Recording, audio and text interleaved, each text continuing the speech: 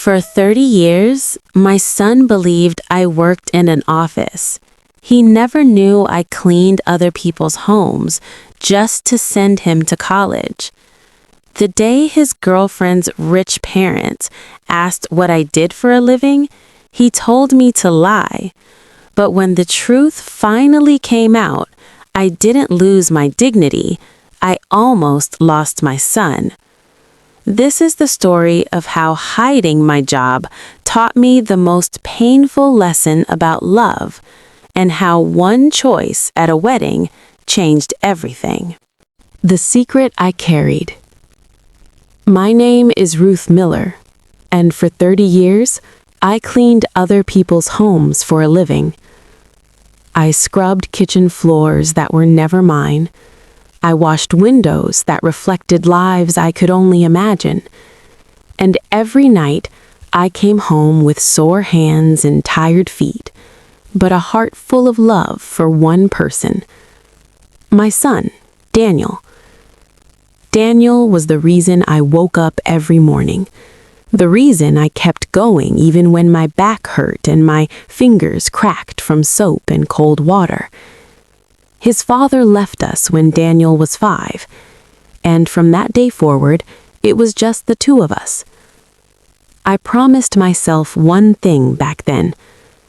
My son will never feel ashamed of where he comes from. But life has a strange way of testing your promises. A childhood built on silence.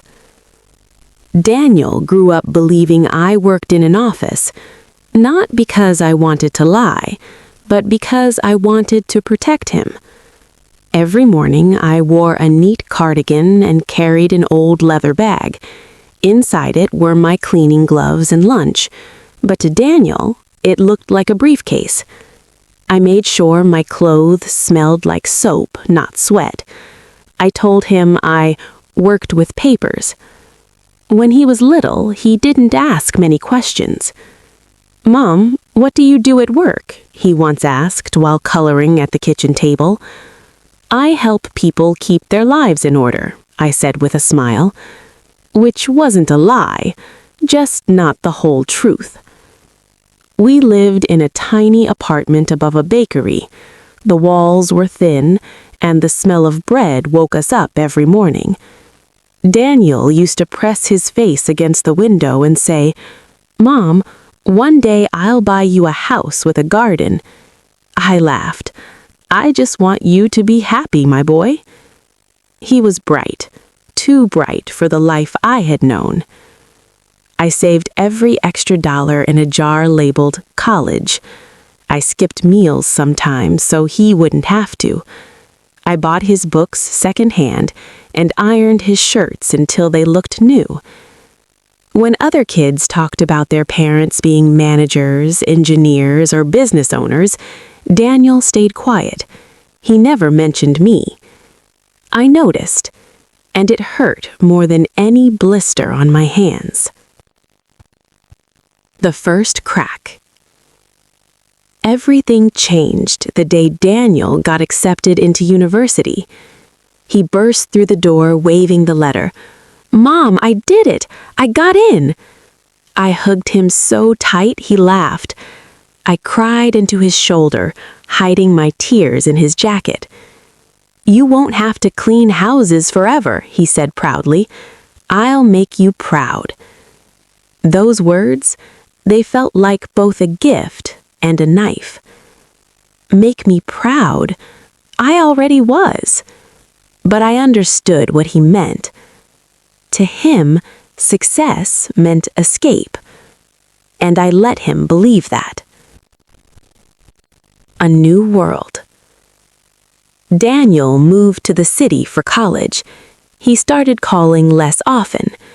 At first, it was every day, then every week, then sometimes only when he needed something. I didn't complain. That's what mothers do. We swallow loneliness and call it love. One evening, he called me, sounding excited. "Mom, I met someone." "A girl?" I asked, smiling. "Yes, her name is Emily. She's different. Her family is very successful. I felt my stomach tighten. What does her father do? I asked gently. He owns a construction company. They live in a big house. Mom, they're classy. Classy. That word sat between us like a wall. The invitation.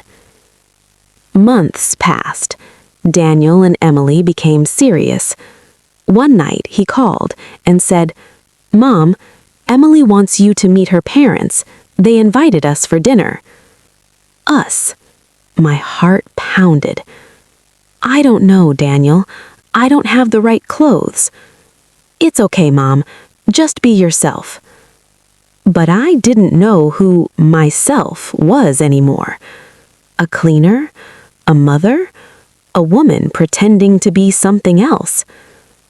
I spent the next week worrying about that dinner. I bought a simple dress from a thrift store, navy blue, plain, respectable. I practiced polite conversation in the mirror. Nice to meet you. Thank you for inviting me. Yes, Daniel has always been hard-working. But I never practiced the truth. The lie grows. On the drive there, Daniel kept adjusting his tie in the rear view. Mom, said Daniel suddenly, please don't mention, the cleaning job. My hands tightened around my purse. What should I say instead? Just say you work in maintenance services. Maintenance services. A prettier lie. I nodded. All right. But something inside me cracked a little. Emily's house. Their house looked like something from a magazine. White walls, tall windows, a fountain in front. Emily's mother greeted us with a tight smile. Her father shook Daniel's hand firmly and glanced at me quickly, like he had already decided something about me. We sat at a long table with shining plates. So, Ruth, Emily's mother said, what line of work are you in? My throat went dry. I work in maintenance services. Oh, she said. Interesting. Her tone made it sound like a question. Emily's father leaned back. And Daniel wants to be an engineer, right? Yes, I said proudly. He smiled at Daniel. Good. You'll rise above your background. Above. Above me. No one noticed my hands shaking as I lifted my glass of water. The painful realization. Throughout the dinner, they talked about investments, vacations, and private schools. I sat quietly, nodding, smiling, shrinking. Daniel barely looked at me. I realized something then. He wasn't ashamed of my job.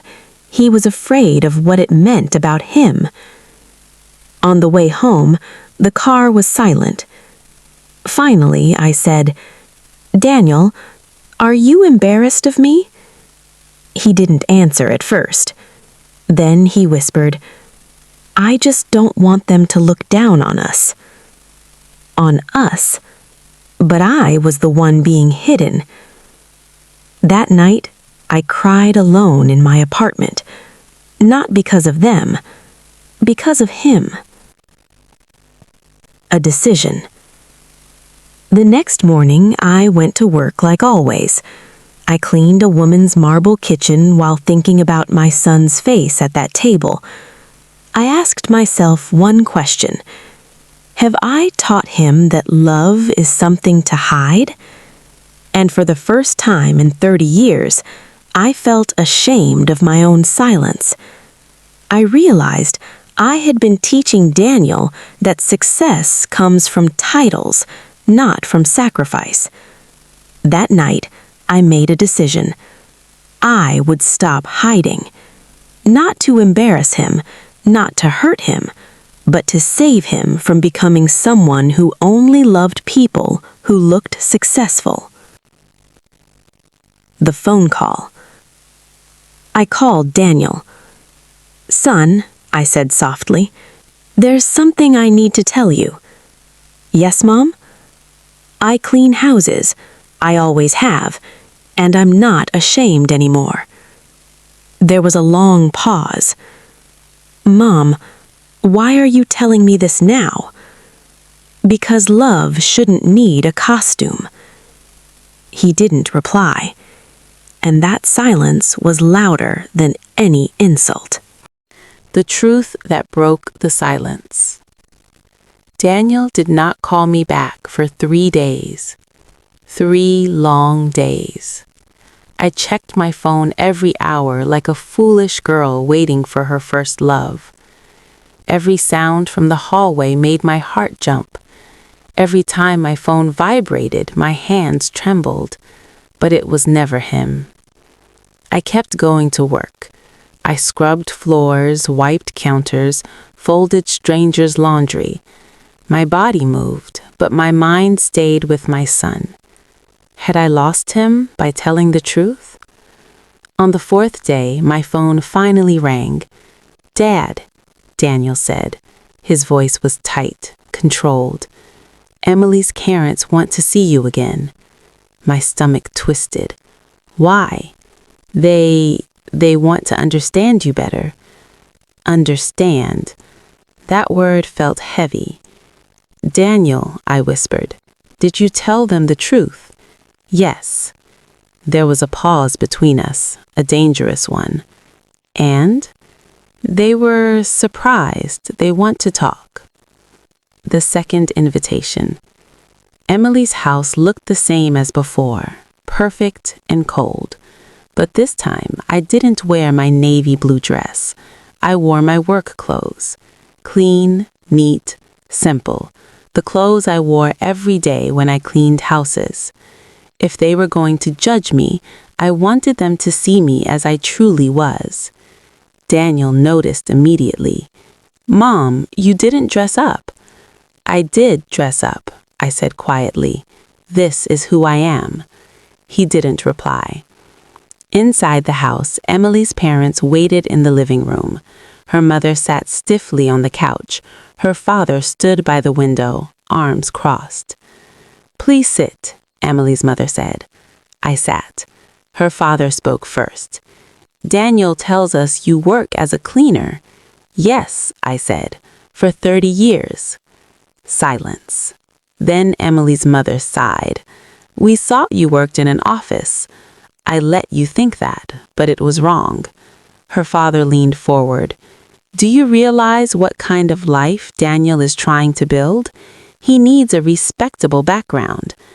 That word again, respectable. I felt my chest burn, but my voice stayed calm. "My son's background is love and sacrifice.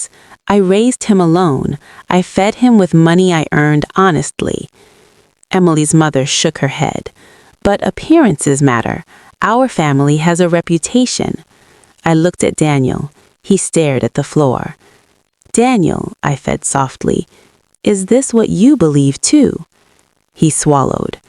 "I just didn't want things to be complicated." Complicated. That hurt more than shame. The breaking point. Emily entered the room then. She looked confused.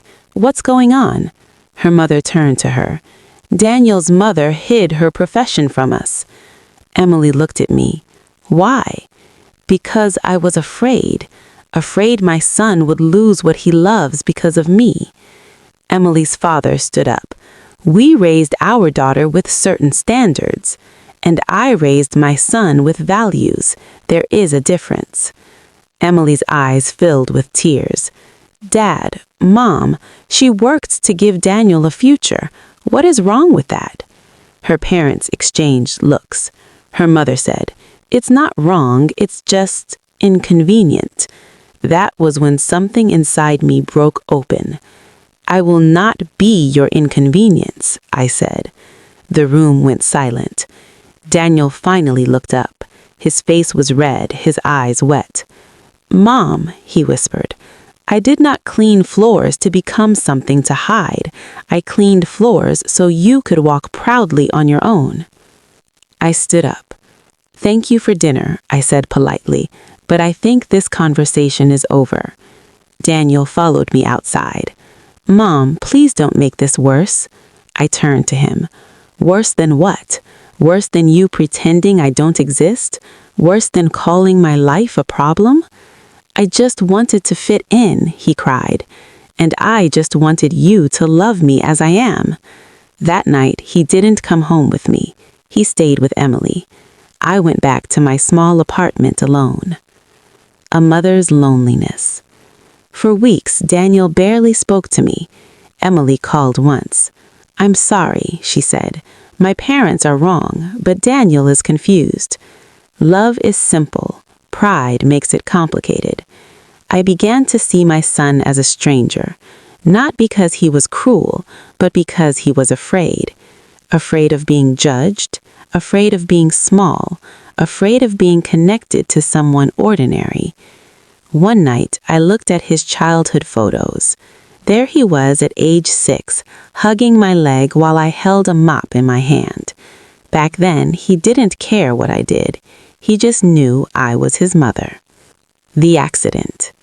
Everything changed on a rainy afternoon. I was cleaning an office building when I slipped on a wet stair and fell hard. Pain shot through my leg. My bucket spilled. My gloves flew off. I lay there shaking. A security guard called an ambulance.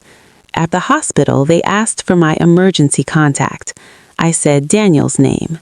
When he arrived, his face was pale. "Mom," he whispered when he saw me in a hospital bed. For the first time in weeks, he touched my hand. "I'm sorry," he said. "I didn't know you worked this hard." I smiled weakly. "Now you know." The doctor said my leg would heal, but I needed rest. Daniel drove me home. He saw my tiny apartment differently now. The peeling paint, the narrow bed, the jar labeled college. "What's this?" he asked. "My savings," I said. "For you." He stared at it in silence. That night, Daniel sat at my kitchen table. "I was ashamed," he finally said. "Not of you, but of myself. I wanted to be someone important." "You already are, to me." "But Emily's family made me feel small. They made me feel invisible," I replied. He covered his face with his hands. "I didn't defend you. That is what hurt the most," I said gently. He cried then, not quietly, like a child again. "I forgot who raised me," he said. The choice. 2 days later, Daniel came with news. Emily's parents said they don't think we should continue unless things look better. "Look better?" I asked. "My background, you." I didn't speak. He looked at me. "Mom, I love Emily, but I love you too." I took his hand. Love does not make you choose between people. Pride does. He stood up slowly. "I need to talk to them." The confrontation. Daniel went alone to Emily's parents' house. He told me what happened later. I told them my mother cleans floors, and she is the strongest person I know. "What did they say?" I asked. "They said they worry about appearances." "And what did you say?" I said if they cannot respect you, they cannot respect me. My heart stopped. They gave me an ultimatum. Them or you. I waited. I chose you. A new beginning. Emily came to see me that evening. "I chose Daniel too," she said, "even if my parents don't understand." We sat at my small kitchen table. 3 people, 1 tiny room, but it felt full. For the first time, I did not hide my hands. They were rough, scarred, honest, and they were enough. The love that stood tall. The wedding was supposed to be a small one. That's what Daniel told me at first. But when the invitation arrived, I realized small meant elegant. white roses, a grand hall, and guests dressed in clothes that cost more than my monthly rent. I held the invitation in my hands for a long time. Part of me wanted to stay home, not because I was afraid, but because I did not want to become the shadow in my own son's happiest day. The fear before the wedding. Daniel came to see me the night before the wedding. "Mom," he said, sitting beside me on the couch, "I want you to walk me down the aisle." I laughed softly. "That's not how weddings work." "It is for us," he said. "You raised me. You deserve that honor." My eyes filled with tears. "But Emily's parents, they know, and this time they will not change me." He held my hands. "These hands built my life," he said. "I won't hide them anymore." For the first time, I believed him completely. The morning of the wedding. I woke before sunrise. I put on the only formal dress I owned, a simple gray one. I brushed my hair carefully. I looked at myself in the mirror and saw not a cleaner, but a mother who had survived. When Daniel arrived to pick me up, he looked nervous. "Are you ready?" he asked. "I've been ready my whole life," I said. At the wedding hall, people stared. I felt it. Their eyes moved from my shoes to my face. Their whispers passed like wind. "That's his mother? She looks simple. I heard she cleans houses." My chest tightened, but I kept walking. Emily's parents. Emily's parents sat in the front row. Her mother avoided my eyes. Her father nodded stiffly. I did not bow my head. I walked with my back straight. Daniel squeezed my arm. "Are you okay, Mom?" "I'm proud," I whispered. The unexpected moment. Just before the ceremony began, the officiant asked if anyone wanted to say a few words about the couple. There was silence. Then Daniel stood up. "I want to speak," he said. My heart jumped. He walked to the front and turned to face everyone. "I want to talk about my mother." A murmur ran through the room. "She raised me alone. She worked with her hands. She cleaned homes that were not hers so I could build a future that is." People shifted in their seats. "She hid her job because she thought I would be ashamed. But the truth is, I was afraid of what others would think." He looked at me. "Today, I stand here because of her sacrifice. And if anyone here believes that dignity comes from money instead of love, then they don't belong in my family." The room was silent. Emily walked beside him and took his hand. "This woman is my mother too now, and I'm proud of her." Tears fell freely from my eyes. Emily's parents' test. Emily's father stood up slowly. For a moment, I thought he would leave. Instead, he cleared his throat. "We judged you," he said to me, "and we were wrong." Emily's mother stood as well. "You raised a good man," she said quietly. It wasn't perfect forgiveness, but it was a beginning. The dance. At the reception, Daniel came to me. "Dance with me, Mom." We stepped on the floor. People watched us, but I didn't feel small. I felt seen. "Thank you for not giving up on me," he whispered. "Thank you for remembering who you are," I said. A quiet conversation. Later that evening, Emily's mother sat beside me. "I never worked with my hands," she said softly. "I never knew how hard that life is." "It teaches humility," I replied. She nodded slowly. "I hope you'll forgive us." "I already have, because forgiveness is lighter than pride." The new life. Months passed. Daniel and Emily moved into a modest apartment. They visited me every Sunday. Emily learned to cook in my tiny kitchen. Daniel fixed my broken shelves. One afternoon, Emily brought her parents with her. They sat at my small table again, but this time no one talked about status or appearances. They talked about soup recipes and childhood memories. The truth about love. One evening, Daniel asked me, "Mom, why did you hide your job for so long?" I thought about it. Because I thought love meant protecting you from shame, but now I know love means teaching you courage. He smiled. You taught me that. My final lesson. I still clean houses. My hands are still rough, but I no longer hide them. When people ask what I do, I say proudly, I work with my hands so others can live with comfort. And when they look down on me, I look straight back, because my worth does not come from a title, it comes from love. The ending. On Daniel's first wedding anniversary, he gave me a small framed photo. It was of us dancing. On the back, he had written, "You never hid me from the world. I should never have hidden you." I placed that photo on my wall, next to the jar labeled college, which now says, love.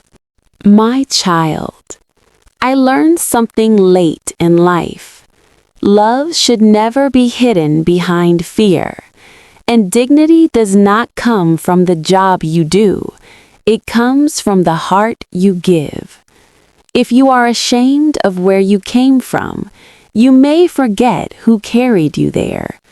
So today, I stand with my head high, not because I became rich, but because I became brave enough to be honest.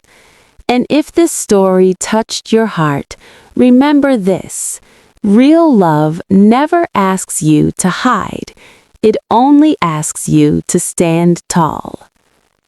This is Molly. Please subscribe for motivational and healing stories. Take care. Bye-bye.